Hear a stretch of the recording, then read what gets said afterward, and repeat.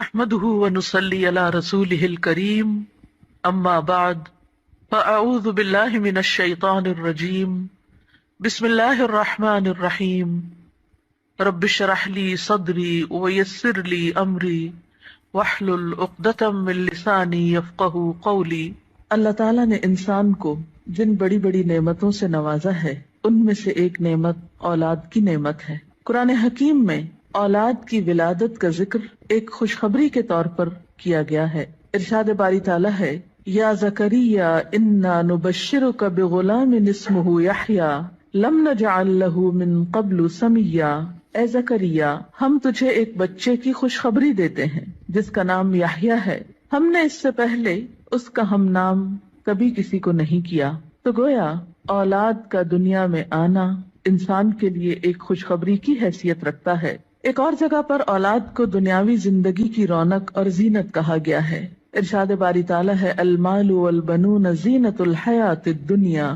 مال اور بیٹے دنیاوی زندگی کی زینت ہیں۔ اسی طرح انسان کے لیے اولاد ایک مددگار اور ایک بہترین غمخوار کی حیثیت بھی رکھتی ہے۔ اولاد سے انسان کی بہت سی توقعات بھی وابستہ ہوتی ہیں، لیکن اولاد والدین پر سب سے بڑا حق جو رکھتی ہے وہ تربیت کا حق ہے۔ اس لیے والدین کو اس معاملے میں اپنی ذمہ داری کا ثبوت دینا چاہیے، اور قیامت کے دن اس کے بارے میں ان سے سوال بھی ہوگا۔ قرآن پاک میں اللہ سبحانہ وتعالیٰ فرماتے ہیں، یا ایھا الذین آمنوا قوا انفسکم واہلیکم نارا۔ اے لوگو جو ایمان لائے ہو، اپنے آپ کو اور اپنے گھر والوں کو آگ سے بچاؤ۔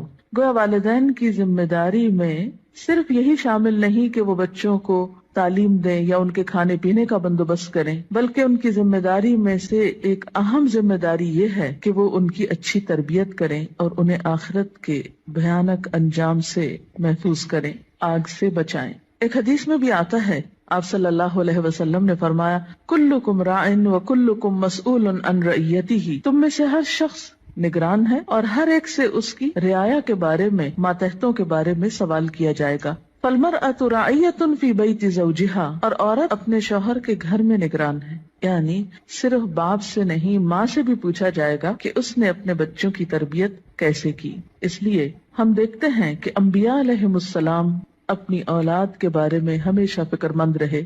حضرت ابراہیم علیہ السلام اپنے ساتھ اپنی اولاد کے لیے بھی دعائیں مانگتے ہیں، رب اجعلنی مقیم الصلاۃ ومن ذریتی۔ اے اللہ، مجھے نماز قائم کرنے والا بنا اور میری اولاد میں سے بھی۔ حضرت یعقوب علیہ السلام کے بارے میں آتا ہے کہ جب انہیں موت آئی تو اس وقت انہوں نے اپنے بچوں کو بلا کر کچھ پوچھا۔ قرآن پاک میں آتا ہے، ام کنتم شہداء اذ حضر یعقوب الموت اذ قال لبنیہ ما تعبدون من بعدی۔ کیا تم لوگ اس وقت حاضر تھے جب یعقوب علیہ السلام کے پاس موت حاضر ہوئی تو انہوں نے اپنی اولاد کو کہا کہ میرے بعد تم کس کی عبادت کرو گے؟ انہیں اس بات کا فکر نہیں تھا کہ وہ کھائیں گے کہاں سے یا رہیں گے کہاں پر، انہیں فکر یہ تھا کہ میرے بعد ان کی عبادت اور ان کی دین پر چلنے کی حالت کیسے ہوگی۔ اس لیے والدین کے ذمہ یہ بہت اہم کام ہے کہ وہ اپنے بچوں کی آخرت کی فکر کریں۔ اس لیے بچے کی تربیت کا اہتمام اس کی پیدائش کے ساتھ ہی بلکہ اس سے پہلے ہی شروع کر دینا چاہیے۔ بچہ جب ماں کے پیٹ میں ہوتا ہے تو اس وقت وہ ماں کے خیالات اور ماں کی عادات سے متاثر ہو رہا ہوتا ہے۔ اس موقع پر والدین کو خاص طور پر نیک اولاد کے لیے دعا کرنی چاہیے، جیسا کہ قرآن پاک میں آتا ہے، رب ہب لی من لدنک ذریۃ طیبہ۔